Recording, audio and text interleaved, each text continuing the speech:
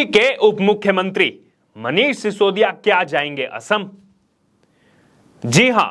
असम की कोर्ट ने मनीष सिसोदिया को तलब किया है और एक समन जारी करके दिल्ली के उप मुख्यमंत्री आम आदमी पार्टी के बड़े नेता मनीष सिसोदिया को 29 सितंबर को असम में आकर के पेश होने के लिए कहा है। दरअसल आपको बता दें कि कुछ महीने पहले मनीष सिसोदिया की तरफ से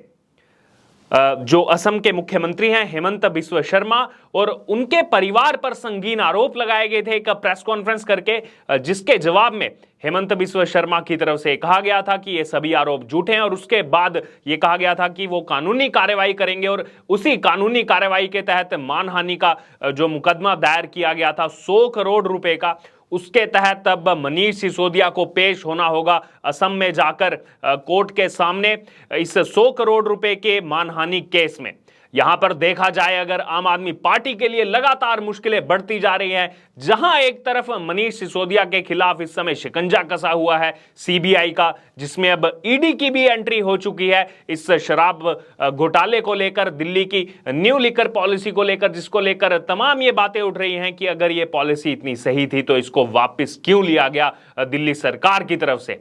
तो यहां पर मनीष सिसोदिया जो दिल्ली छोड़कर इस समय गुजरात दौरा कर रहे हैं, क्योंकि वहां पर कुछ महीने बाद चुनाव है, वहां पर जाकर के रैलियों को संबोधित कर रहे हैं, उनको आने वाले दिनों में हो सकता है कि अपना गुजरात दौरा छोड़ करके असम जाना पड़े। एक तरफ जहां सीबीआई उनका लैपटॉप जब्त कर चुकी है, मोबाइल फोन जब्त कर चुकी है, इसी बीच यहां मनीष सिसोदिया के लिए लगातार मुश्किलें बढ़ती जा रही हैं। एक तरफ सीबीआई की जांच में गिरे हुए हैं और वहीं दूसरी तरफ अब झेलना पड़ेगा एक मानहानि का मुकदमा मनीष सिसोदिया को।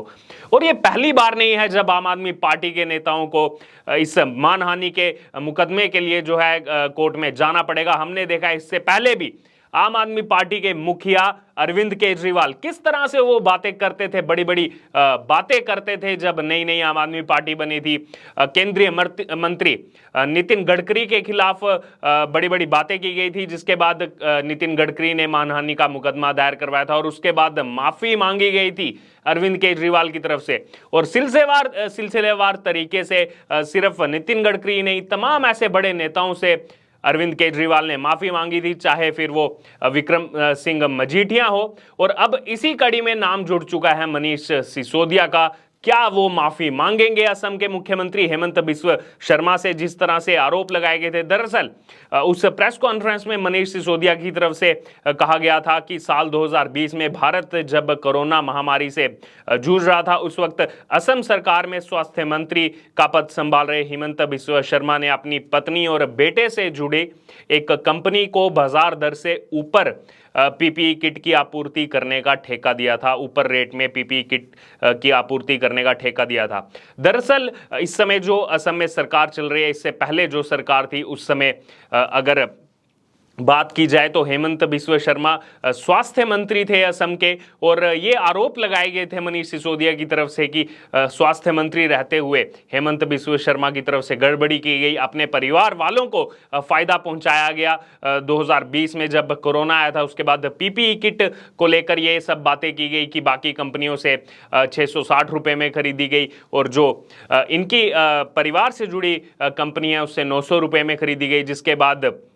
हेमंत बिस्व शर्मा ने इस मामले में जो है सफाई पेश की थी और असम सरकार ने भी इन सब आरोपों को निराधार बताते हुए इन सब आरोपों का खंडन किया था। और वहीं हेमंत बिस्व शर्मा ने कहा था कि दिल्ली के उप मुख्यमंत्री मनीष सिसोदिया ने बिना किसी सबूत के उनके खिलाफ भ्रष्टाचार का आरोप लगाया। हेमंत की पत्नी रिंकी बुआन शर्मा ने सिविल जज कोर्ट कामरूप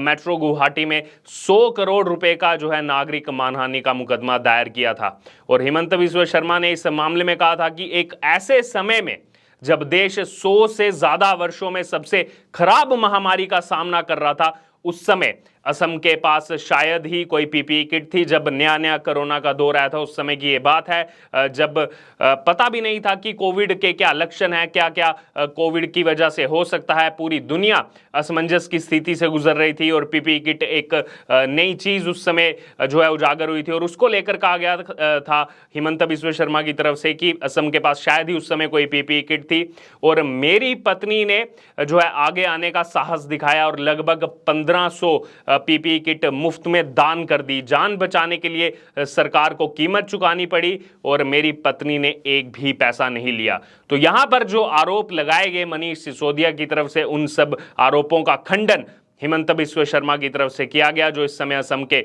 मुख्यमंत्री हैं। और ये सब बातें कही गई कि जो पैसों की बात की जा रही है, उल्टा उनकी पत्नी ने तो फ्री में जो है दान की वो सब पीपीई किटें। तो ये सब आरोप जो है दिल्ली में बैठकर मनीष सिसोदिया जो लगा रहे हैं, इन सब आरोपों में बिल्कुल भी दम नहीं है। और यही एक मुख्य कारण है कि 100 करोड़ रुपए की मानहानि का मुकदमा दायर किया गया असम की कोर्ट में। और अब 29 सितंबर को असम में कामरूप की जो सीजेएम कोर्ट है उसमें पेश होने के लिए कहा गया है। तो यहां पर अगर देखा जाए तो आम आदमी पार्टी की मुश्किलें लगातार बढ़ती जा रही हैं। जिस ईमानदारी का चोला लेकर आम आदमी पार्टी कुछ साल पहले बनी थी, उस अन्ना हजारे आंदोलन से निकली थी, उसके बाद अब देखा जाए जैसे ही सेकेंड टर्म इस आम आदमी पार्टी की आई है दिल्ली सरकार में, उसके बाद धीरे धीरे जो है भ्रष्टाचार में लिप्त दिखाई दे रही है आम आदमी पार्टी। जिस तरह के आरोप लगातार लगते आ रहे हैं, कभी सीबीआई की जांच चल रही है, किसी पर ईडी की जांच चल रही है, चाहे फिर वो सत्येंद्र जैन हो, मनीष सिसोदिया हो, या फिर दिल्ली वक्फ बोर्ड के मामले में अमानतुल्लाह खान हो। लेकिन यहां पर इस समय अगर सबसे ज्यादा किसी के लिए मुश्किलें बढ़ी हुई दिखाई दे रही हैं तो वो हैं मनीष सिसोदिया। और उनकी बौखलाहट साफ तौर पर इसलिए नजर आ रही है क्योंकि जिस तरह की बातें वो सोशल मीडिया पर कर रहे हैं, लुकआउट सर्कुलर उनके खिलाफ जारी होता है कि वो देश नहीं छोड़ सकते, तो वो बातें करते हैं कि ये प्रधानमंत्री नरेंद्र मोदी जी क्या नौटंकी है, मैं तो दिल्ली में खुलेआम घूम रहा हूं, बताइए कहां मिलना है। तो यहां से साफ तौर पर जाहिर होता है कि जब मनीष सिसोदिया को यह नहीं पता कि लुकआउट सर्कुलर का मतलब क्या है, लेकिन जिस दिल्ली के शिक्षा मॉडल को लेकर वो चलते हैं वो कहीं ना कहीं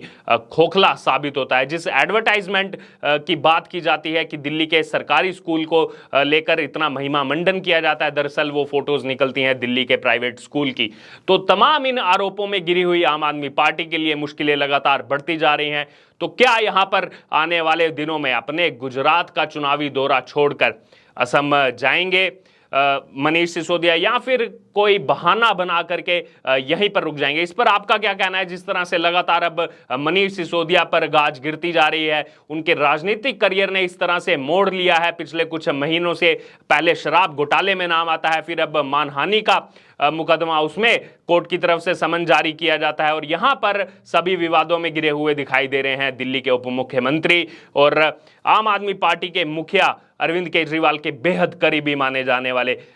मनीष सिसोदिया, जो शुरू से ही आम आदमी पार्टी के एक प्रमुख पिल्लर के रूप में काम कर रहे हैं। लेकिन इस समय अगर बात की जाए आम आदमी पार्टी का जो नाम पूरे देश भर में खराब हो रहा है, उसमें कहीं ना कहीं एक बेहद अहम रोल मनीष सिसोदिया की तरफ से निभाया जा रहा है। अब इस पर आपका क्या कहना है? आपकी क्या राय है? जो ये समन जारी किया गया, क्या असम पहुंचेंगे मनीष सिसोदिया? इस पर आपकी जो भी राय है आप हमारे साथ कमेंट बॉक्स में रख सकते हैं और उससे जुड़े तमाम अपडेट के लिए बने रहिए हमारे साथ। धन्यवाद।